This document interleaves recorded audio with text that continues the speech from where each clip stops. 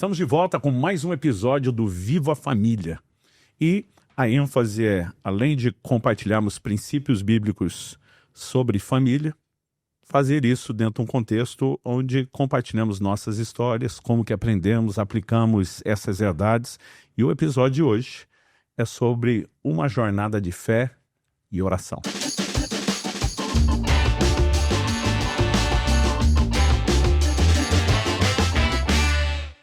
Essa é a jornada que nós temos trilhado, acreditamos que é a jornada que toda família deve trilhar, e a Bíblia, que é o nosso manual de ensino, de orientação, de determinações e princípios da parte de Deus, ela contém muitas histórias de pessoas que viveram intervenções divinas no contexto das suas famílias por trilharem essa jornada de fé e oração. Então nós temos um Abraão que não podia ter filhos, recebendo uma promessa de Deus e vivendo de forma milagrosa, uma intervenção divina, e o nascimento de Isaac, que é chamado filho da promessa. Isaac, por sua vez, quando se casa, descobre que Rebeca, sua esposa, não pode ter filhos. E Gênesis nos informa lá no capítulo 25 que ele orou insistentemente ao Senhor até que Deus ouviu a sua voz. Sim. Quando a gente faz as contas depois, a gente vê que orou insistentemente, foram 20 anos. Porque ele se casa aos 40 e a Bíblia diz que os filhos nasceram quando ele já era da idade de 60 anos. Então, nós percebemos ao longo de toda a jornada bíblica experiências que famílias puderam ter com intervenções de Deus porque resolveram trilhar essa jornada de fé. Nós sabemos que somos salvos pela fé, diz Efésios 2,6. Mas a declaração bíblica não é de que fé é necessário só para a salvação. A Bíblia diz em Abacuque 2,4 que o justo vive da fé. Então, toda a nossa relação com Deus é baseada em fé. A Bíblia diz: sem fé é impossível agradar a Deus. Tiago 1 diz: peça, porém, com fé, não duvidando. O que duvida, não pense que receberá do Senhor coisa alguma. Então, é muito importante que a gente perceba o próprio Jesus ensinando sobre fé e oração, os apóstolos ensinando, porque se a gente não tiver uma clareza de entendimento de como a fé opera, de como podemos ir a Deus em oração, nós também não vamos viver a experiência. Eu vejo pessoas entrando só naquele modo: não, se Deus quiser, Ele mesmo faz. Por que é que Jesus nos instruiria a orar e pedir que Deus faça, se fosse para esperar Deus fazer só porque Ele quer? Então Deus decidiu, na sua vontade soberana, que Ele faria algumas coisas apenas quando nós nos posicionássemos em oração. E esses detalhes aí são para uma outra conversa, outro podcast mais teológico de por que temos que orar, mas o fato é que temos. Sim. E olhando para trás hoje, Kelly, em quase 30 anos de casado, a gente percebe que a gente já tinha nossa vida de fé e oração antes de nos casarmos e pudemos trazer isso também para a nossa história, e a gente viu muita intervenção de Deus desde o começo. É verdade. Eu acho que para quem está nos ouvindo, hoje a gente poderia até compartilhar que quando nos casamos, a gente começou a orar juntos e foi difícil às vezes a gente manter um pouquinho, não sei se você se lembra dessa ocasião, que um dia eu fui orar e eu falei, eu repeti a mesma palavra algumas vezes e você depois brincou com aquilo e eu fiquei um pouco travada. Acho que eu fiquei falando: pai, para você falou assim: Kelly, por que você orou desse jeito? Dizer pai, que não sei o que, pai e tal. A gente recém-casado. Aí você Não, brincou. eu comecei a falar assim: por que Kelly, você quer não sei o que? E aí foi te irritando. Aí eu falei: tá te irritando? Eu te chamo toda hora que você tá falando com Deus, você pai, papapá, tal, e ainda ri. Eu acabei depois, assim, me bloqueando um pouco para orar, e aí depois a gente resgatou essa prática, porque de orar a família precisa orar juntas, O casal, enquanto só casal, tem essa prática. Isso é algo muito poderoso. E também eu acho tão... Com o meu jeitinho errado, eu quase estraguei nossa vida de oração no começo. Coletiva, A individual jamais, mas coletiva. E aí eu tava falando isso porque eu amo o orar junto, porque você conhece muito do coração das pessoas quando você ouve a oração de alguém. Quando alguém te permite participar da sua oração... É algo muito íntimo. É muito íntimo. E eu lembro que quando nós orávamos como família, era sempre um momento onde eu podia ver muito que também estava no coração dos nossos filhos. Juntos nós percebíamos, as crises, as questões, e isso é um momento bem especial. E realmente a Bíblia fala que o justo, ele viverá pela fé. E a oração, ela fortalece, o cristão para que a gente possa ficar nesse lugar. Então, é uma oportunidade de a gente colocar em prática. Quando nós estamos pedindo, a gente pede certos de que o Deus que nos ouve tem o melhor para nos responder. E realmente, olhando para a nossa vida, todos esses anos, são tantas intervenções E a gente quer realmente fazer desse episódio um momento assim para a gente poder encorajar, incendiar o coração das pessoas com algo. Lembrando A que o gente já nosso... contou várias histórias de Sim. oração e fé, vamos contar em outros episódios, mas esse a gente quer dar o foco nele Dá uma todo. incendiada aí, para né? quem está precisando lembrar que Deus continua fazendo milagres, que Deus continua agindo, Deus continua ouvindo os seus filhos enquanto eles clamam. Então esse episódio vai para você que está precisando aí de ser fortalecido em Deus e vamos nos seguir firmes, né? Crendo que Deus continua fazendo. Bom, eu lembro de um dos episódios mais marcantes de quando nós já éramos casados, mas estávamos naquela fase ainda dos primeiros anos do casamento, né? Me lembro de uma viagem que eu tinha que fazer para pregar em algum lugar e era um convite que eu tinha recebido. Normalmente, até por um princípio bíblico que diz ninguém vai à guerra à própria custa, uma igreja te convida, o mínimo que pode fazer é assumir as despesas de viagem. A gente entende um princípio ainda mais de sempre procurar abençoar quem nos serve, né? Mas o mínimo que se espera é isso. Mas eu lembro que eu não tive coragem de falar para o pastor que eu não tinha dinheiro nem para ir, né? E achei muito chato perguntar se ele poderia mandar o recurso da gasolina antes e só combinei que iria, mas assim, não achava meios. A gente, na época, não trabalhava nem com crédito, a coisa era tão contada, eu não sei nem se tinha crédito para usufruir no banco ou se era só aquela medida de proteção que a gente tinha, porque eu lembro assim, não usava cheque especial, não tinha cartão de crédito, para evitar gastar o que não tinha. Então assim, eu ficava pensando, gente, eu não tenho como abastecer o carro, eu não tenho como, né, pagar o pedágio, não tenho como fazer a viagem. E eu lembro que assim, os dias foram passando e a gente conversando, orando sobre isso. Eu lembro que a viagem era tipo uma quinta-feira. Quando chegou o domingo, eu lembro ter conversado com você. Eu falei, olha, eu tô orando intensamente porque não sei o que eu vou fazer. E até quarta-noite, né, eu vou esperar que Deus use alguém, né, que venha atrás de mim e que alguma coisa aconteça. Mas na quinta-feira alguma coisa tem que ser feita, né? E eu lembro quando chegou a quarta-noite, você perguntou, e aí? Já tem o recurso para viagem? E eu falei, não, ainda não. Ela, o que você vai fazer? Eu falei, a princípio nada. Aí eu lembro que eu fui para a igreja quinta de manhã, voltei, na hora do almoço nós fomos orar, falou, já sabe como vai fazer para viajar? Porque a viagem era tarde. Eu falei, ainda não, né? E ela falou, e aí, como vai ser? Eu falei, bom, eu pedi para Deus que ele usasse alguém ou que enviasse o recurso, né, diretamente na conta. Como não usou ninguém até agora, eu tô indo pro banco e vou ficar plantado lá. Você falou, só saio de lá? Só saio de lá com o dinheiro, né? E eu lembro assim, você entrava na escola, acho que era 1h30, alguma coisa, e foi só o tempo do almoço eu te deixar na escola, eu fui pro banco. Eu trabalhava na escola, né? E aí, isso, que de manhã você tinha a faculdade, não sei se nessa época você já tinha terminado a faculdade, mas à tarde você tinha o trabalho na escola, eu te deixei e fui passei lá, tirei o saldo zerado, mas era daquele que não tinha nem centavos, né? Aí eu falei para Deus, eu vou te dar mais uma meia hora aí, o senhor resolver meu problema, porque eu tinha umas coisas para fazer perto, fui, voltei, acho que eram umas 2 horas, nada, zerado. Falei para Deus, eu vou te dar mais meia hora, tá bom? Saí, voltei, nada. Eu sei que lá por umas 3h30 entre idas e vindas, eu lembro que eu perguntei para um funcionário do banco, falei, paga para ficar tirando saldo? Ele falou, saldo não, só extrato. Na época era cobrado uma tarifa. Aí, porque eu tava lá e eu comecei, eu falei, Deus, não vou a lugar nenhum. Eu ficava tirando assim, um atrás do outro, a cada 10 minutos. Aí falei, não saio mais daqui.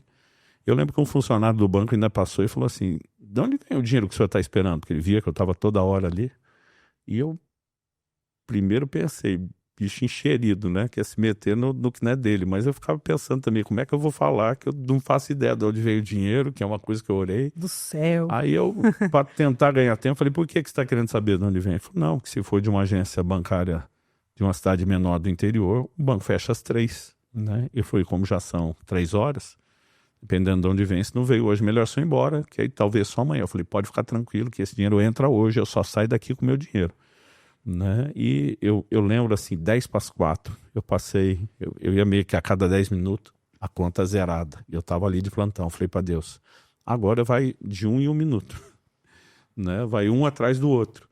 E eu lembro que durante um tempão eu guardei aquele calhamaço de saldos impressos, quando faltava 1 minuto para as 4. Zerada a conta. E a hora que eu tirei o próximo, que na época ainda saía impresso o horário, né? Era 4 horas, 0 minutos e alguns segundos, o valor que eu precisava para a viagem tinha entrado na conta. Acabado de entrar. Né? Então, assim, tinha aquele monte de calhamaço, era que deu 4 horas. Eu lembro que eu saquei o dinheiro, saí assobiando um Deus é fiel, ainda fiz questão de mostrar para funcionários aqui meu dinheiro e tal. Fiz a viagem, mas eu fiquei curioso. Eu falei, cara, da onde veio esse recurso? Né? E quando voltei de viagem, eu fui no banco e pedi ajuda de um funcionário. Eu falei, dá para identificar de onde veio esse depósito? Ele falou, sim, o que tem aí no seu extrato é o código da agência. Não dá para saber quem é a pessoa, mas dá para saber a agência. Aí pesquisou para mim e falou, essa cidade do interior de São Paulo. Eu só tinha passado na cidade uma vez na vida para pregar na igreja de um pastor. Era a única pessoa que eu conhecia na cidade. Aí eu peguei e liguei pro pastor. Falei, amigo, desculpa fazer uma pergunta. Só tô tentando averiguar algo aqui, porque entrou um depósito na minha conta que eu não sei o que é. E a pessoa, funcionário do banco, disse que é da sua cidade. Por acaso você fez algum depósito? Porque eu estive na igreja dele 1 ano antes. Ele falou, então, na verdade eu fiz, só não esperava que você descobrisse que fui eu. Eu falei, mas por que você fez? Ele falou, cara, foi uma coisa assim, curiosa no mínimo. Eu tenho um horário muito curto de almoço, entrar, comer e sair, né? E tem que voltar para o trabalho, não dá para fazer muita coisa. Ele falou, no dia do depósito, a hora que eu entrei em casa, o Espírito Santo falou comigo, vai fazer uma faxina nas suas gavetas do escritório. Deus, eu nem tenho tempo, vá fazer agora. E ele começou a fazer, falou, cara, no meio daquelas papeladas desnecessárias que eu estou jogando fora, achei uma folha que tinha todas as anotações das vendas dos seus livros quando você esteve aqui conosco. E eu falei, puxa, esse negócio já foi 1 ano, o que estou guardando isso? Amassei e joguei no lixo. Ele falou que eu joguei no lixo, o Espírito Santo falou, pega de volta o papel do lixo e refaça as contas. E ele falou, somei tudo de novo e eu descobri que a gente não tinha te passado todo o valor. Alguém fez uma soma errada. Então eu resolvi te mandar a diferença. Eu falei, bom, o motivo eu já entendi. Eu falei, como que você tinha minha conta? Eu não dou nome de conta para ninguém. Dinheiro de livro não fica comigo. Né? Esse é um acordo que eu tenho entre eu e Deus desde o início. Venda de livro vai para os projetos do ministério. E ele falou, não, na época você disse que o ministério teve uma necessidade, que você já tinha adiantado o dinheiro dos livros, então o que a gente fez o acerto, a gente tinha que repor na sua conta. Então é por isso que eu tinha o seu número de conta. Eu falei, ok, você me deu uma segunda explicação para o mistério. Eu falei, mas deixa eu te fazer uma pergunta. Que hora fecha o banco aí na sua cidade? Porque a cidade dele era menor que a nossa. Ele falou, não, aqui fecha às 3. Porque eu estava pensando, o depósito entrou às 4. Eu falei, você faz esse depósito no caixa automático? Ele falou, não, eu deixei o depósito para ser feito na boca do caixa. Eu falei, por que você está perguntando? Eu falei, não, porque o depósito entrou só às 4 horas e se o banco aí fecha às 6. Ele falou, não, é que eu deixei com um caixa que é amigo meu, que trabalha lá, e ele provavelmente deve ter feito depois que encerrou. Né? Aí ele falou, mas como é que você sabe o horário? Aí eu falei, porque eu estava plantado do lado do esperando brotar o dinheiro na falei, conta. A próxima vez que Deus te mandar fazer um depósito, vá na boca do caixa, faça na hora, não faça mais isso comigo. E assim, desde o horário que eu fui para o banco, o assunto estava resolvido. Né? E eu tinha aquela convicção de que não é assim, eu mando Deus fazer. É isso que as pessoas têm que entender sobre a natureza da fé. Né? A própria convicção que o Espírito Santo estava trazendo dentro de mim, que o canal seria aquele, me fez ir para o banco. Né? Então é muito mais eu acreditar que Deus está sinalizando aquilo do que dizer que eu... Porque tem gente que distorce o que a gente fala. Agora se Birá mandou Deus fazer o depósito. Não é isso. Né? Mas assim, eu tinha aquela fé que a partir daquele momento, depois daquele almoço, é por ali que viria a sinalização. Então acabei contando a história e é sempre legal quando você tem os dois lados, né? Porque você vê, 1 ano depois, uma conta mal feita, que Deus podia ter avisado antes, mas guardou o crédito para a hora certa, Sim. fez a pessoa, né, faxinar, que ela nunca faria, achar a folha. Então assim, não tem como olhar para isso e dizer a coincidência. Quais são as probabilidades estatísticas de ter tanta coincidência quando os crentes oram? É verdade. Né? Então assim, a gente passou, e não era a primeira vez que eu fiquei plantado lá de um caixa eletrônico. Já tinha tido uma experiência antes, né? Mas assim, Aquela outra vez era algo lá no início do ministério e só fiz também por uma convicção específica, porque eu já vi gente que ouve a história de vou ficar plantado lá do caixa eletrônico. Não é o estar lá, mas algo que a gente tem aprendido é a importância de entrar nesse lugar de convicção, de fé, de dependência de Deus. E é tão extraordinário você ver o dedo de Deus interferindo, né, agindo, trazendo respostas. Eu me lembro de uma história contada por um dos nossos amigos, foi missionário, né, em Angola, e ele conta de uma certa ocasião que eles foram para uma cidade, na época que estava no auge da guerra civil lá da UNITA. Então, uma ONG forneceu alimento, né, uma outra cedeu os caminhões para o transporte, e eles que trabalhavam numa agência missionária, a agência missionária cedeu a mão de obra. Eram eles que iam transportar o alimento e distribuir nesse campo de refugiados. Ele falou, rapaz, aqueles caminhões todos de comida, quando chegou, aquilo era uma nuvem de gafanhoto, aquele povo com fome. Ele falou, a comida foi acabando depressa. 7 dias depois, ele falou que a gente ainda estava lá distribuindo, evangelizando, ele falou, só tinha sobrado o que lá eles chamavam do fuba, é como se fosse o nosso fubá, uma farinha de milho, né? E ele falou, meu amigo, depois de 7 dias comendo quase só farinha de milho, o intestino da gente estava até ressecando, estava um desespero de comer uma coisa diferente, em vez de comer todo dia aquela mesma coisa com o mesmo gosto. E ele falou, e teve um dia que ele e outros 2 missionários estavam lá, eles entraram numa cabana de sapé, e eles começaram a orar e disseram, Deus, a gente é grato pelo fuba, é melhor ter o fuba para comer que nada, é só o que esse povo tem.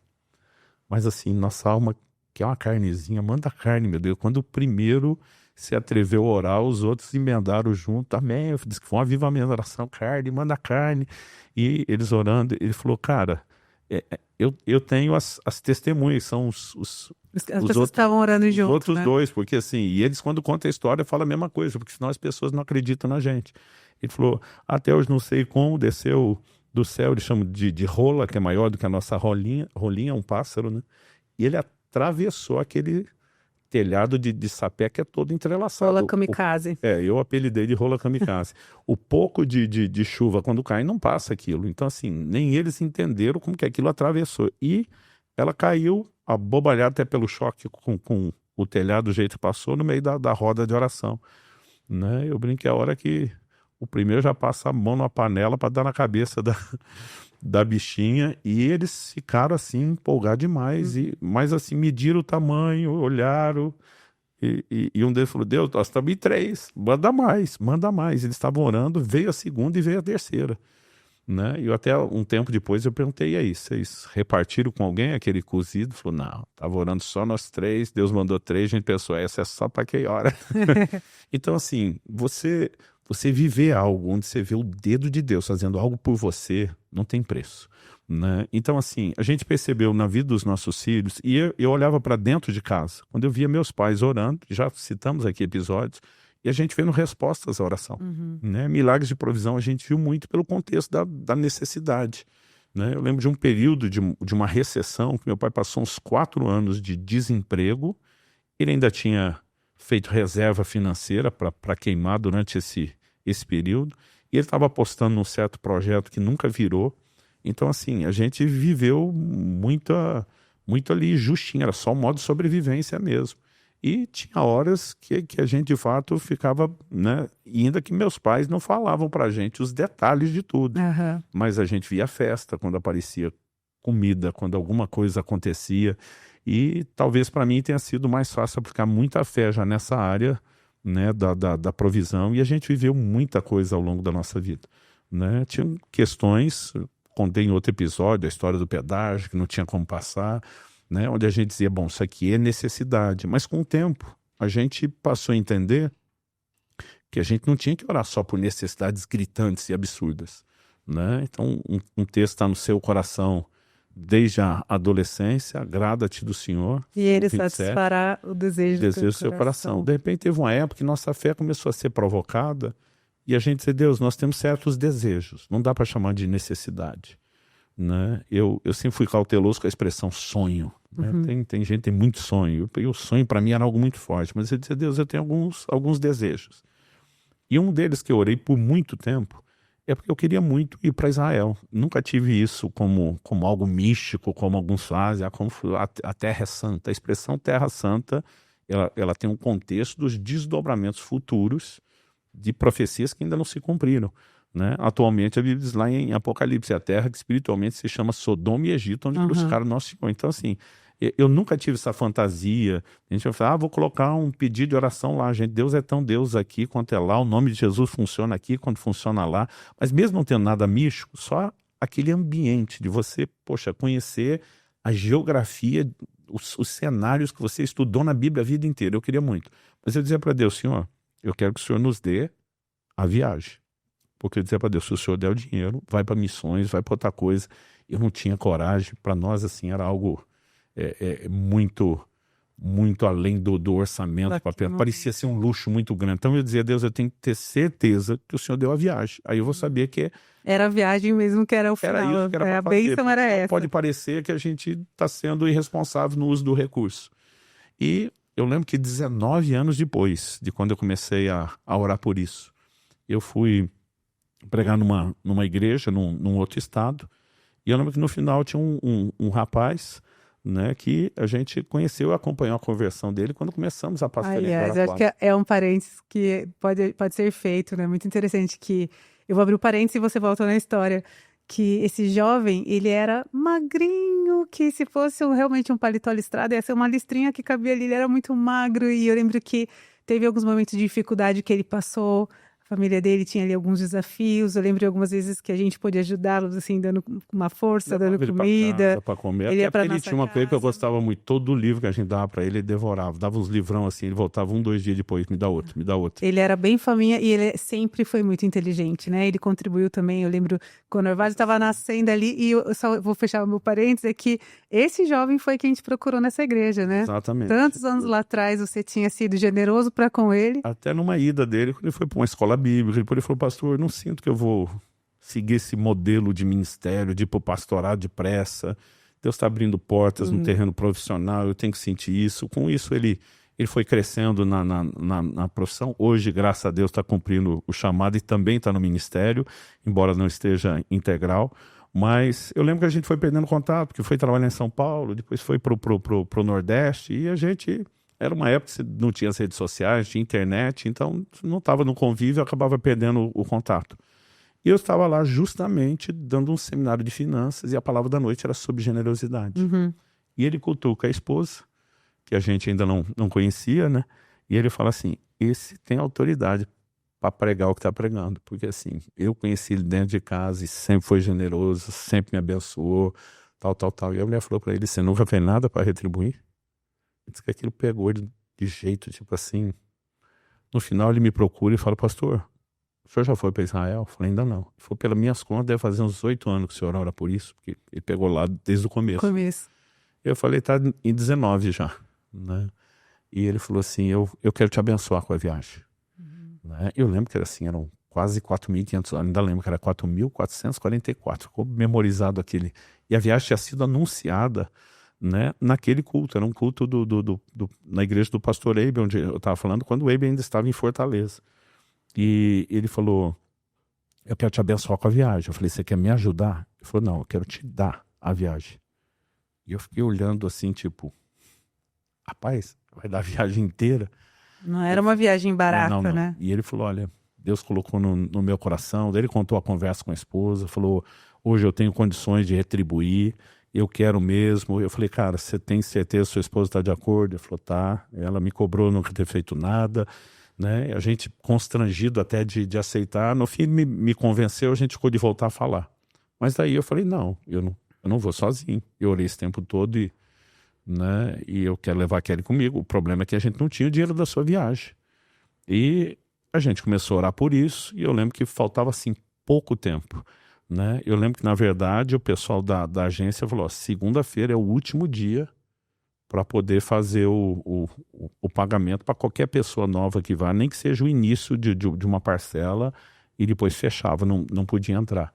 E aí, quando chegou no domingo, eu falei para você, eu não vou para Israel. Se você não vai, eu não vou. Aí você, não, de jeito nenhum, você sempre quis. Eu falei, amor, vai pegar o nosso aniversário de casamento. Eu já tinha uma rotina de viagem, mas nunca negociei nossas datas, aniversário de nenhum de vocês na família, aniversário de casamento, nada. Eu falei, sem chance, não vou passar esse aniversário de casamento sozinho, e era uma data assim, eu acho que eram nossos 15 anos. Que a cada 5 anos a gente tinha aquela coisa de fazer uma celebração melhor, assim, uma diferenciada, né? celebração. Então, eu lembro que eu falei assim, nós precisamos de outro milagre. Deus não faz milagre pela metade, ele não ia dar um só. Ou ele dá os dois, ou eu vou entender que não é a hora e vou devolver a oferta lá do irmão, né? E aí eu lembro que no final do culto, eu estava ali indo orando e falei, Deus, eu preciso pelo menos de uma parcela, né? E naquele momento, até a hora da viagem, quando eles estavam encerrando, você tinha que dar entrada e mais 3 parcelas. Pelo câmbio da época, dava uns R$8.000. Então, assim, tinha que no mínimo dar entrada de 2. Eu falei, eu não preciso do dinheiro todo, mas se o senhor mandar o valor da primeira parcela, eu tenho certeza que o senhor vai mandar o resto, porque eu não tenho de onde tirar. Eu lembro quando terminou o culto, uma pessoa me procura, né? E ela falou, não, durante o culto. Essa pessoa tinha até era outra pessoa que estava pregando, eu estava sentado. Essa pessoa levantou e colocou alguma coisa, um papel no bolso da minha camisa. E eu olhei, tipo, o que está acontecendo? A pessoa só sinalizou, depois o senhor dá uma olhadinha. E eu lembro quando peguei, era um cheque no valor de R$2.000, que era o valor da parcela. E no culto eu procurei a pessoa, falei, que é aquele cheque? Falou, pastor, no meio da mensagem, Deus me mandou sair daqui. Eu fui no banco, imprimi cheque avulso no caixa eletrônico, eu não tinha talão comigo, né? E Deus me disse que isso é alguma coisa que o senhor orou hoje e tem que resolver amanhã. E que o valor era esse, R$2.000. Ele falou, e a pessoa ainda falou assim, e o resto, ele disse que é o combinado da oração. Ele vai mandar de acordo com a necessidade, né? Então, eu brinquei, eu tive um milagre, que foi um milagrão da minha, e você teve 4, né? Porque foi a entrada e as 3 parcelas. Foi um milagre parcelado. Então, assim, a gente olha para aquilo e como foi especial para nós aquela ida a Israel. E, às vezes as pessoas, elas querem acreditar que a única resposta que Deus pode dar é tipo assim, se não tem o que comer, eu vou pedir, né? Eu acredito que a gente pode usar alguma coisa a mais. Não significa que Deus vai fazer tudo na hora que a gente quer, né? A gente perseverou, foram quase 20 anos orando por isso, né? E quando a gente entendeu, porque a hora que Deus deu a minha viagem, eu falei, poxa, nós precisamos disso. Hoje nós já conseguimos viver a outra fase de poder abençoar outras pessoas com viagens que elas não poderiam fazer, como essa, né? Então, assim, também é muito gostoso poder viver o outro lado e ver a alegria de alguém que jamais... resposta de oração para algumas pessoas, né? Então, a gente já viveu as duas coisas, mas nesse ambiente de fé e oração, algo que as pessoas precisam entender é que a fé, ela cresce por meio do exercício. Sim. Quanto mais eu oro e vejo resposta à oração, mais o meu coração se enche de fé e expectativa para viver mais intervenções de Deus. E agora, quando chegam assim as dificuldades, as lutas, os problemas, lógico que é desconfortável, lógico que é difícil muitas vezes, mas a gente precisa lembrar que são essas más notícias, esses momentos de crise que são palcos realmente para os milagres de Deus. E a gente tem que correr para o lugar da oração. Esses dias a gente soube de uma amiga muito querida que estava com alguns problemas de saúde e apareceu um tumor no cérebro dela e junto mais alguns aneurismas, eu acho que é o nome, e aí ela foi encaminhada para algum tipo de exame, uma intervenção que ia tirar, e eles estavam muito descansando no cuidado de Deus. Poucos dias atrás, o Senhor tocou o cérebro dela, já sumiram, uma parte do problema já está resolvida milagrosamente, não precisou fazer nada, sumiu. Eles têm os exames de eram 3 coágulos que iam ser removidos e a inexistência deles no próximo, né? Então, esse milagre de alguns dias atrás, e agora eles já estão aplicando fé no próximo milagre, que assim como eu tive meu milagre parcelado, nem sempre as nossas orações são respondidas da forma como a gente espera, como a gente gostaria, ou como a gente entende que seria, né, o perfeito, mas Deus continua fazendo milagres, e eu acho muito gostoso olhar para trás, e durante todos esses anos a gente vê, porque a fé e a oração, elas precisam ser constantes na vida do cristão. A gente precisa estar sempre corrigindo o nosso coração, alinhando com a palavra de Deus, e esse exercício é contínuo, né? Mas é muito gostoso quando a gente anda em obediência a isso, assim, a gente pratica a oração, você pode colher os frutos disso também, porque Deus, eu já ouvi você falar isso, já há tantos anos atrás, assim, você repete isso algumas vezes, que Deus não tem nenhuma crise de carência. Ele não precisa que as pessoas fiquem lá dizendo santo, santo, santo, ou maravilhoso o Senhor é. Ele não precisa, ele sabe, ele não tem problema de identidade, não é carente, né? E quando ele nos chama para esse lugar de oração, é para que a gente possa conhecê-lo. O anseio do coração de Deus é que ele possa ser conhecido e possa se revelar a nós. Quem ganha coração não é Deus, né? Quando a gente vem nesse lugar de demonstrar o nosso amor, quando a gente vem derramar a nossa alma, nós somos abastecidos, né? Eu gosto de uma historinha que contava para os nossos filhos quando eles eram pequenos, que se chamava A Luva Lulu, né? Que era a história de uma luvinha, e sim, livro de criança, as luvas falam, né? Essa luvinha tinha vida, mas ela era murcha, vazia, e ela sai procurando algo que pudesse preenchê-la. Então ela vai até vários bichinhos numa fazenda, e ela tentava ser preenchida por aquelas patinhas, mas elas não tinham o mesmo formato. Era frustrante, até que ela acha uma mãozinha que é onde ela foi vestida, e todos os vãozinhos da mão dela perfeitamente foram preenchidos, né? E essa historinha era muito fofinha porque vinha com um CDzinho. Então a gente punha, tinha a parte do áudio, era um CD na época. E aí ela cantava que agora ela era feliz da vida, ela era preenchida. E a moral da história desse livrinho era que, assim como a luva foi feita para uma mão, o coração humano foi feito para Deus. E o nosso coração tem o formato de Deus. Nada mais vai preencher. E eu vejo como que é através da oração que Deus realmente pode vir, né? E a gente fala sobre a importância de termos o fruto do Espírito Santo na nossa vida. E o fruto do Espírito Santo, que é a paz, a alegria, o amor, a bondade, a benignidade, a mansidão. Tudo isso vai vir à tona quando a gente permite que a vida de Deus seja alimentada no nosso interior, e isso acontece através da oração, né? Muito bom você ter dado esse tom de intimidade, porque assim, uma pergunta que as pessoas me fazem muito: Jesus, Sermão do Monte, diz sobre oração que nós não devemos usar de vãs repetições como gentios. Isso tem levado algumas pessoas a achar que quando você ora por um assunto, não pode orar de novo. Até porque alguns acham que é falta de fé orar de novo. Mas em outros lugares, como Lucas 18, Jesus fala sobre persistir na oração, sobre oração perseverante, né? Então, ele não está falando com tu orar de novo. Então, qual a definição de vã repetição? Ele não falou nem só repetição, vã, né? A oração não é uma fórmula, ela não pode ser uma reza a ser repetida, ela tem que ser uma coisa onde o coração é aberto, é derramado. Então, quando Ana estava chorando lá no templo e o sacerdote ele a teve por embriagada, né? Ela disse que ela estava derramando a alma diante de Deus.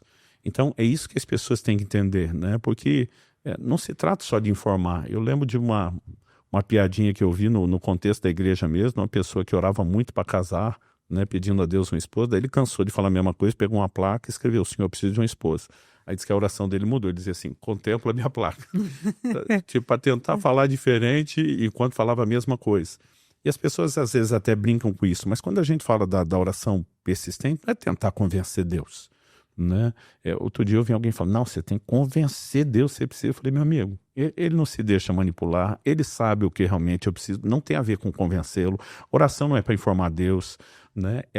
Ela diz respeito a um lugar de entrega, onde a gente vai entrando na dependência. Só o Senhor é a fonte, só o Senhor pode fazer, só pode ter as suas maneiras. Eu não vim aqui falar o assunto como se o Senhor nunca tivesse ouvido. O que eu venho sustentar é minha fé acesa", né? Então, quando as pessoas têm esse entendimento, então, por exemplo, nós falamos de milagres de provisão, mas já compartilhamos histórias aqui de milagres de cura. Quando Israel orou pelo dedo da Alice, e ele celebra esse meu primeiro milagre. Já falamos do parto do Israel. Já contei a história de quando orei por você, que você estava mal, que você transpirou toda. Então, assim, todos nós temos testemunhos de intervenção de Deus. Agora, quando uma oração também não é respondida, a nossa fé precisa ser preservada. Exatamente. Né? Que eu vejo muitos cristãos hoje que eles ficam frustrados em algum momento porque pediram de uma forma e Deus agiu de uma forma diferente daquilo que foi pedido, ou eles sentem que não foram respondidos, então eles se rebelam contra Deus. A fé que havia agora já não há.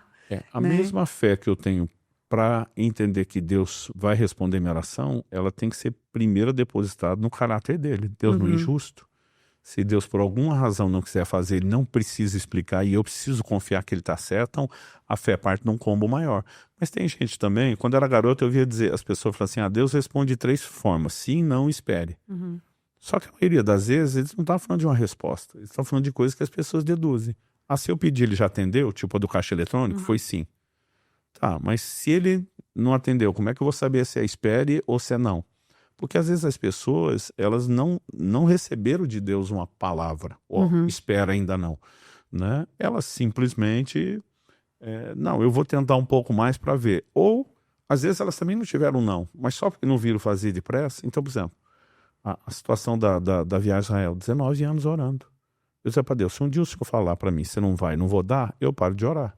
Enquanto Não não tem nenhuma ouvir. resposta, para mim, não ter a resposta não é a resposta, não ainda.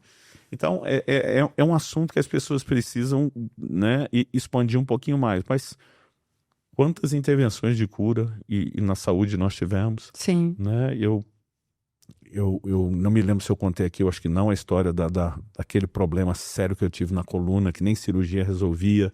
Em outro momento talvez possa explorar melhor isso, né? E o médico falou para mim, pastor, a menos que o senhor apareça com uma dessas histórias contra no púlpito, vai ter problema de mobilidade o resto da vida. Eu falei, você vai ter história e vai ser minha testemunha. E 6 meses depois eu estava curado, né? Eu lembro de Mas uma também teve ocasião... ocasião onde você estava com muita dor e você nunca questionou que Deus podia curar. E você orou por pessoas que foram curadas enquanto você voltou para casa com dor. Ainda não estava curado e vendo os outros ser curado. Mas isso que eu queria, assim, que a gente, né, uma ênfase nisso, que o fato de você não obter a sua resposta não muda quem Deus é. Ele continua sempre sendo bom, ele sabe mais. A gente se sabe menos, muito menos, né? E é bom a gente se render a essa verdade com um coração correto, porque às vezes a gente perde tantos anos. Eu já vi pessoas que perderam tantos anos de comunhão, de relacionamento com Deus, por ficarem bravinhos ou por se rebelarem, sabe? Porque ficaram tristes, e a gente tem o direito, e eu acho tão lindo que Deus conhece o nosso coração, e no Salmo 51 a Bíblia diz que Deus tem prazer na verdade do nosso coração, né, que ele se compraz com a verdade do íntimo, e eu acho isso muito lindo, porque a nossa verdade pode ser feia, assim, né, nem sempre a nossa verdade é que a gente está super satisfeito. Algumas vezes a nossa verdade vai ser, Deus, eu tô chateado, eu tô triste com isso, eu não entendo. Mas ainda assim, eu sei quem o Senhor é. Isso não muda. E o meu lugar de amor, o meu lugar de busca, porque eu posso não ter entendido. Eu acho que é um cuidado que a gente precisa ter. Mas e por isso que é importante a gente deixar essas coisas caminhando juntas, porque enquanto eu estou orando, enquanto eu estou voltando a Deus, eu estou dando ou permitindo ser tocado de uma forma diferente. Né? Que tem algumas pessoas que simplesmente levantam e saem, e já não voltam a esse lugar de exposição a Deus, aonde Ele pode sarar, pode alinhar, pode trazer, né, realmente a cura ao coração. E é bem importante a gente permitir que essas coisas caminhem junto, porque quantos anos a gente está aí servindo Jesus, e é daqui para sempre, né? E esses momentos de crise, os momentos de dificuldades, eles nos fazem crescer de uma forma assim muito preciosa, porque a maturidade ela vem e ela tem o seu valor. Agora não é fácil mesmo passar, né, pelos momentos. E quando a gente ouve os testemunhos de qualquer pessoa, né, a gente fica, uau, que lindo, mas só quem vive aquela história, né, sabe como é o processo, né? E teve que se manter firme, teve, assim, todas as lágrimas que foram contidas, mas o que a gente quer destacar, né, nesse episódio é que Deus é bom e que Deus faz, né? E Ele sabe mais também, no tempo dele, no modo dele, e a gente pode olhar para a nossa vida, a nossa casa e ser tão grato a Deus por tantas intervenções em tantas áreas, como você falou, não, né, na cura. Tantas vezes fomos curados, tantas coisas. E eu fico imaginando aquilo que a gente nem sabe. Os livramentos, todas as ações de Deus em nosso favor, que a gente às vezes não vai poder reconhecer por não ver ou perceber algumas coisas que são além daquilo que os nossos olhos captam. Então, Deus é muito bom. Deus é maravilhoso e é bom demais amá-lo. É bom demais tê-lo como dono, como guia, isso é maravilhoso e é algo que está à disposição de todos aqueles que o buscam, né? A palavra fala, chegai-vos a Deus e Ele se chegará a vós outros. Então essa jornada de fé e de oração, ela é uma jornada maravilhosa. Eu não consigo imaginar como seria minha vida se eu não tivesse Jesus, né? Desde que Ele entrou na minha vida, assim, tipo, a minha vida ganhou todo um significado especial, um sabor especial, um sentido especial, e eu poder descansar, né, realmente nesse Deus que me ama e cuida de mim e da minha casa, é maravilhoso. E se tem alguém nos ouvindo agora que ainda não trombou com esse amor, né, ainda não teve essa experiência, eu quero realmente encorajar o coração dessas pessoas a se lançarem, a conhecer o Senhor e a buscar experiências. Eu estava esses dias com uma jovem, ela abriu o coração, estava passando por algumas dificuldades e ela me ouviu contando várias histórias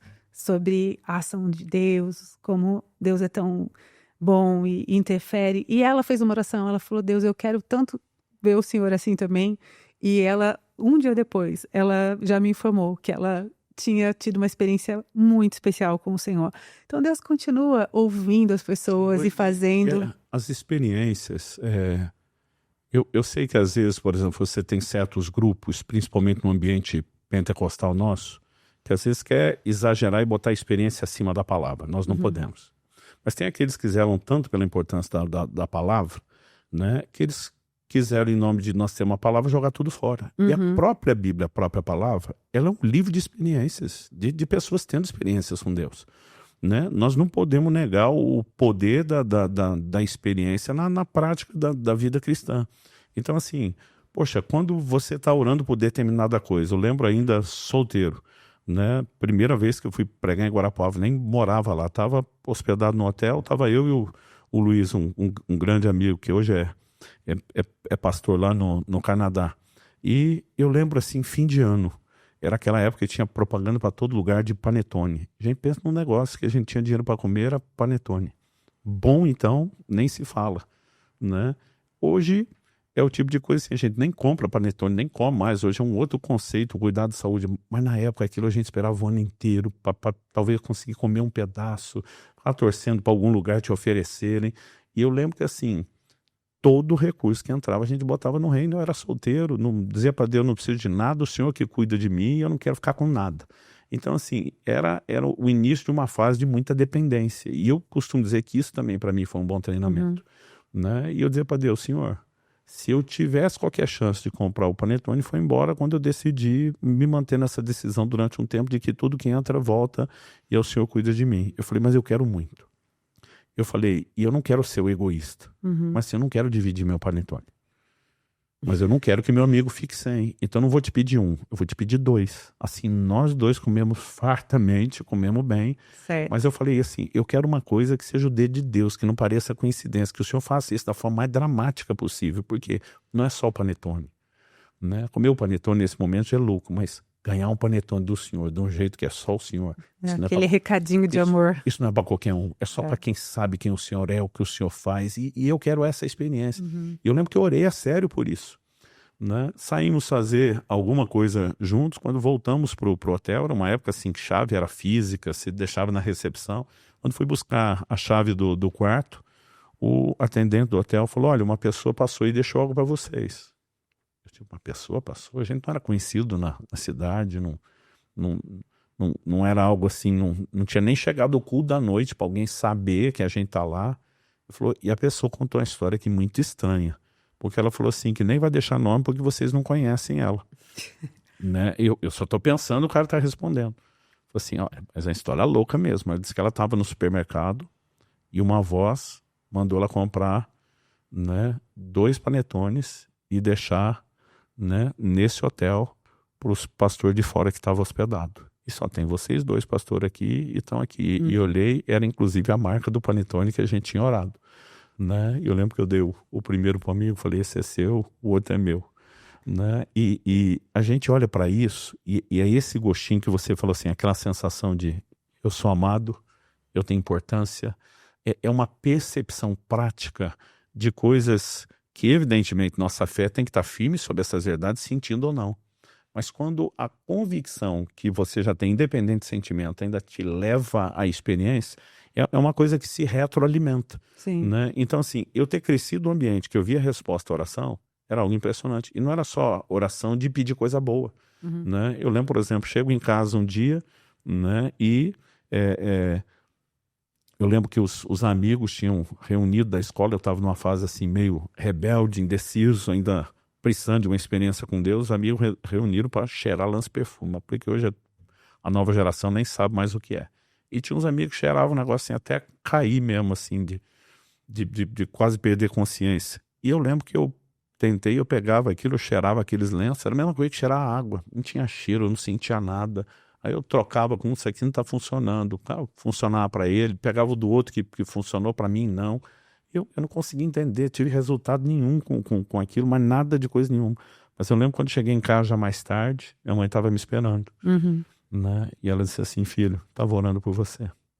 Deus colocou no meu coração que o diabo ia tentar te arrastar para um caminho das drogas, para te afastar do propósito de Deus. Mas eu estava orando por você, eu pensava, não pode ser coincidência. Né? Então isso aconteceu uma segunda vez, um grupo de conhecidos se reuniram e eu soube que os caras iam dividir um baseado de maconha, estava curioso, vou provar isso talvez uma vez na vida, mesmo que não me Que aventure. idade você tinha? Eu devia estar com meus 14 anos, porque assim, foi É fase que as mães oram muito. quando eu vi, foi aos 15 anos, que eu, logo recém-completado 15, fui batizado do Espírito Santo e minha vida mudou. Então essa fase foi antes ali. Uhum. E eu estava naquela assim, que você fica tentando se enganar, né? Não vou entrar no vício, não vou fazer sempre, só quero experimentar. Não era aquela sensação de estou fazendo algo tão errado. Só que eu sentei na roda, o baseado começou a rodar do que estava do meu lado e ia terminar em mim. E quando foi andando, eu olhando como todo mundo faz, mas fiquei de olho principalmente no que estava do meu seu lado. Porque a gente dizia que aquele era o fumeiro profissional, sabia? Porque eu não queria que o povo soubesse que era a minha primeira vez. Né? Então, assim, a hora que ele pegou o baseado para dar a tragada, que eu acho que eu olhei demais para ver como ia fazer, ele tá olhando o quê? O quê? Eu sei que nós brigamos, eu levantei da roda E foi embora. sem pegar no baseado. Quando chego em casa, Dona Zeni orando, né? Me dizendo, eu estava orando por você. Né? Deus colocou no meu coração que o diabo ia ter aquela mesma conversa, né? E teve uma terceira vez que eu perdi a paciência. Falei, quer saber, eu tentei coisa leve, nós vamos cair para dentro de um negócio pesado. Eu estava meio irritado e eu soube que os amigos iam tomar o tal do chá de cogumelo. Ele falou, ó, tem nego ficando doido o dia inteiro, ficou doido 2, 3 dias, tenho que estar doido até hoje, nunca mais voltou ao normal. Eu falei, cara, eu vou para dentro de um negócio desse. E esse dia eu realmente fui decidido a meter o pé na jaca, como a gente dizia antigamente. Eu não sei o que houve, provavelmente erraram os cogumelos, sei que só deu foi diarreia em todo mundo, ninguém ficou doido, coisa nenhuma. Eu chego em casa e minha mãe estava orando por você. Então, assim, eram questões como essa. Agora uma coisa, né? Tentei, em uma fase de rebeldia, começar a fumar, e foram alguns meses, eu provocava minha mãe com isso, entrava em casa com um cigarro na orelha, ou maço no ombro, e minha mãe dizia assim, você acha que você vai me impressionar ou querer me assustar com isso? Eu sei o Deus que eu sirvo. Eu já estou orando. Vida. E ela botou as malucas de oração da igreja para orar.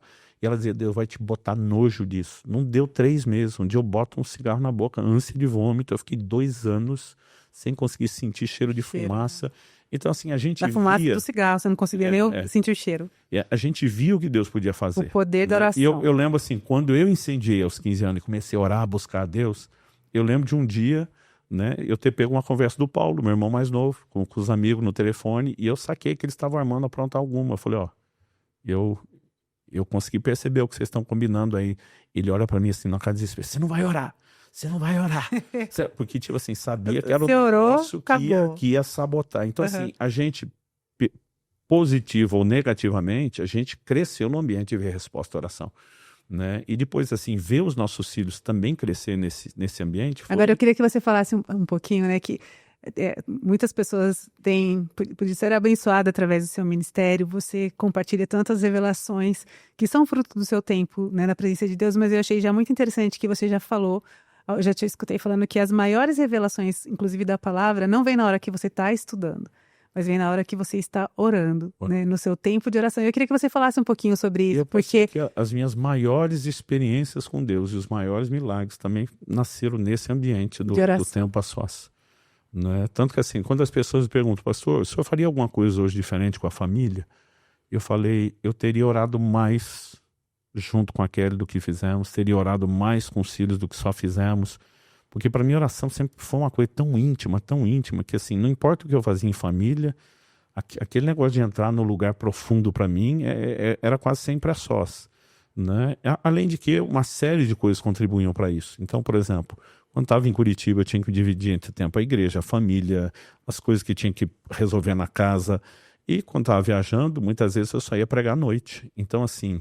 Você tinha tempo. Para mim era aqueles 3 dias da semana que eu ia entrar muito mais intenso. Então, acabou que, olhando hoje parte da minha cultura mesmo de oração, eu olho e falo assim, cara, nem meus filhos, nem minha mulher, que foram os que mais viram, participaram tanto desse momento. Então, hoje, eu teria até, é uma coisa que eu penso bastante, teria feito um pouco mais. Mas quero só deixar claro que você sempre foi muito estudioso das Escrituras e que não foi algo sobrenatural, no sentido de Deus colocar tudo aí dentro Esse é como um download de algo que você não tivesse se dedicado, mas Todo é muito tempo de interessante estudo É saber. como se você estivesse juntando peças. Exatamente. Mas depois conseguir montar o quadro. É só o Senhor mesmo, né? E eles são nesses momentos, Aí isso é tem muito gente que fala interessante. assim, cara, você tem a mente privilegiada. Eu falo, desculpa, eu não posso nem deixar essa conversa continuar. Né? Então, assim, se a gente estivesse falando de qualquer outra coisa, mas não, você vai falar de entender a palavra, de comunicá-la. Não dá para excluir o elemento sobrenatural, a sabedoria do alto, a revelação, a direção de Deus, né? Porque não tem. Eu sei muito bem que não. Tem coisa assim que eu fico enroscado anos. Minha mente não consegue decifrar. Às vezes estou orando e aquela coisa de repente, pum, abre. E as coisas começam a conectar. Você fala, uau. Né? Então, assim, oração também é um ambiente de revelação. Sim. Né? Através de Jeremias, Deus diz lá em Jeremias 33:3, invoca-me que te responderei. E a maioria dos crentes já, eu vou dizer que nem tem a vida e oração que deveria. Dos que tem, muita gente para só nessa primeira parte. Invoca-me que te responderei. Né? Mas tem a segunda, anunciar-te-ei. Grandes coisas. Coisas grandes e ocultas que você não sabe. Né? Então, assim, a gente estava conversando essa semana até sobre isso. Quando o Israel ganhou uma bolsa para estudar 4 anos lá no Kansas. Isso vai ser ainda assunto de outro podcast, porque tem muita coisa a falar. Mas eu lembro quando ele foi, eu falei, você só vai ficar 1 ano. Não, pai, eu quero ficar pelo menos 2, eu sei que talvez não vai ficar os 4. Falei, 1 ano, escreva o que eu estou dizendo. E ele ficou 1 ano. Né? Quando a Alissa foi para Dallas, ela dizia, pai, tem a opção aqui de fazer curso de 1, 2 ou 3 anos. Ela falou, eu estava entre dúvida, o 2 ou 3, mas eu vou fazer o 3. Falei, filha, você vai fazer mais do que o 1. Mas você não termina o 2º. E você não sabia por quê, né? Não sabia por quê. Mas eram informações certeza. que às vezes vinham quando estava orando, que eu sabia que eram de Deus. Né? Então, assim, o Israel com 1 ano casou e teve que de fato, mudar. Né? A Alissa, com 1 ano e meio, veio a questão da pandemia e ela teve que terminar online. Curioso que eu dizia, você vai fazer mais de 1. Mas não chega a 2. O 2º. E ela assim, terminou online, né, depois, mas não ficou lá. E a gente pode lá. falar de uma série de coisas em casa que às vezes eles até ficavam assim, pai, como que o senhor sabe? E tem hora que eu dizia assim, nem eu sei como que eu sei, isso aí saiu da minha boca, mas tinha hora que eu dizia, não, isso aí eu estava orando e foi uma convicção que Deus trouxe, não ouvi uma voz. E com o tempo você percebe, né? Então, por exemplo, muitas dessas antecipações, a gente falou aqui de inúmeros casos onde o Espírito Santo nos socorreu, mas o tempo todo, o que é na minha oração? Deus, eu não sei ser o marido que eu deveria. Né? Eu posso saber o que eu tenho que fazer. Tem hora que eu não sei ler o coração da minha mulher, eu não sei o que ela espera. Homem e mulher são muito diferentes. Na hora que a gente entende uma coisa é outra, eu preciso da sua ajuda. A mesma coisa com os filhos. Eu dizia assim, né? A hora que você acha que está aprendendo com um, vem outro diferente. Não tem como prever tudo. Eu vou fazer o meu máximo para estar alerta, para perceber, mas se o senhor não falar, eu não vou fazer direito. Então, assim, eu não acho, né? Porque tem gente que fala assim, mas com você Deus falou, comigo não. Tá, mas e todo o tempo gasto pedindo para que ele fale? Porque, né, a gente não pode achar que essa coisa do Deus falou também seja só espontânea. Né? Então, assim, a história da correção do Israel, a gente olha assim, os momentos mais decisivos na nossa vida familiar, que a gente sempre viveu direções de Deus, eu creio que elas nasceram como resultado de uma vida de oração. Então, assim, tem que ser uma jornada de fé e de oração. Eu creio no Deus que faz, eu vou continuar crendo nele se eu não ver fazer, eu vou continuar crendo para aquilo que não aconteceu agora acontecer depois. Então, por exemplo, Pedro e João, Atos capítulo 3, eles levantam um paralítico à porta do templo. Só que a Bíblia diz que todo mundo conhecia o cara, porque ele estava ali, era paralítico de nascença, ele estava lá há muito tempo, há muitos anos. Quando você considera essa informação, peraí, todo mundo conhece porque ele está mendigando aqui faz tempo? E aí você volta para os evangelhos e vê que Jesus passou pela porta formosa do templo algumas vezes, não foi 1 ou 2. A pergunta é por que Jesus não curou aquele cara? E muita gente poderia te dizer, mas Jesus passou, não fez, é porque Deus não quer. Bom, o que ele não quis numa hora não quer dizer que ele não quer fazer depois. Né? Então, às vezes essas pessoas agem assim, não, se Deus não fez é porque não quer fazer nunca. Eu falo, se ele não quer fazer nunca, ele que me diga que não quer ou ele que me ignore o resto da vida. E eu vou continuar orando. Né? Então, assim, eu acho que eu tenho uma virtude que ela se chama perseverança. Você às vezes chama ela de teimosia. Sim. Né? Mas é isso, enquanto não acabou, a fé ainda continua sendo praticada através da oração. Só ali. termina quando acaba. É isso mesmo. Alguém disse. Então a gente precisa dessa caminhada. E, por exemplo, nós começamos a empurrar os nossos filhos para esse lugar. Israel foi morar fora e eu falei, primeiro, você tem que aprender orçamento. Uma segunda lição, quantos milagres de provisão você viu dentro de casa enquanto você foi criado? Vários. Então é o seguinte, está na hora de você descobrir o seu Deus, não só o Deus do seu pai. Eu não vou te ajudar. Né? Assim como dizem que chega um momento que a águia joga o filhote para fora do ninho, vai aprender a voar, buscar sua comida. A gente entendeu que até no plano espiritual tinha que fazer isso com os filhos. Né? Então tem hora que a gente olha hoje eles passando os desafios que nós passamos lá atrás. A limitação, a falta de recurso do início de vida, do início do casamento, as contas justinhas, isso pode, isso não pode. E tem hora que dá vontade, porque a gente, depois de 3 décadas plantando e trabalhando, a gente tem colhido. E tem hora que dá vontade de fazer, e eu lembro, não. Estão na fase de aprender a lidar, de saber esperar, de ter paciência, mas também de a Deus. Né? E eu fico assim maravilhado, porque tem coisas que a gente poderia fazer por eles e a gente faz questão de não fazer. Né? Mas a gente encoraja eles a orar e daqui a pouco vem os testemunhos, né? As experiências deles com Deus. Então assim, isso também é muito gostoso, né? É lógico que quando Deus também nos manda fazer, a gente faz questão de explicar, como pai eu não faria, eu só estou fazendo isso com a palavra de Deus, né?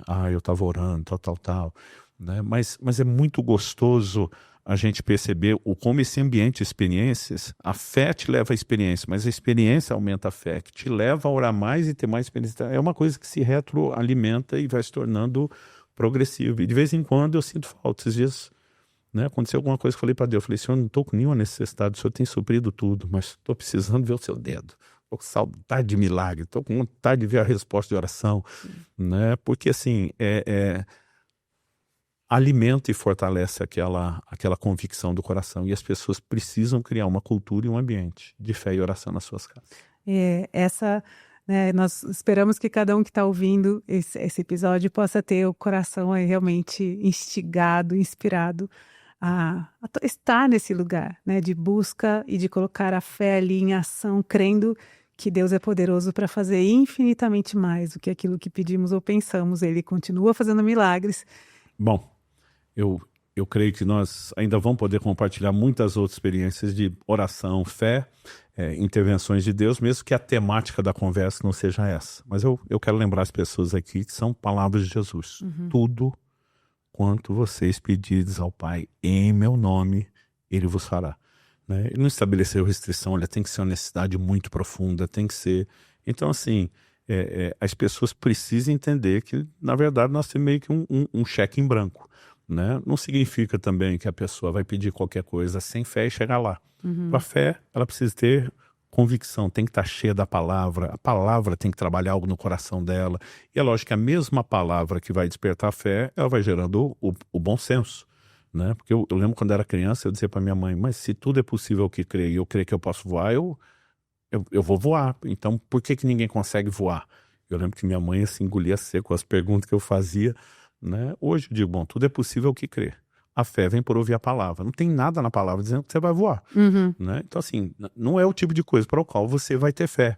Né? Agora, se estiver diante uma outra situação, né, relacionada a qualquer outra coisa, é o único escape, a Bíblia fez promessas de livramento, sei lá, o cara que decida, né, fazer a conexão dele. Mas a palavra, ela vai gerar tanto a fé como a clareza de como aplicar a própria fé. Então, eu não quero deixar o assunto da fé solto demais, mas vamos lembrar, gente, são palavras de Jesus, não podem ser relativizadas. Tudo quanto vocês pedirem ao Pai em meu nome, tudo. Ele não falou, olha, nesse departamento dá, isso aqui não, você tem que ser um crente de muitos anos, né? Então assim, a gente vai ter que aprender a usar melhor fé e oração.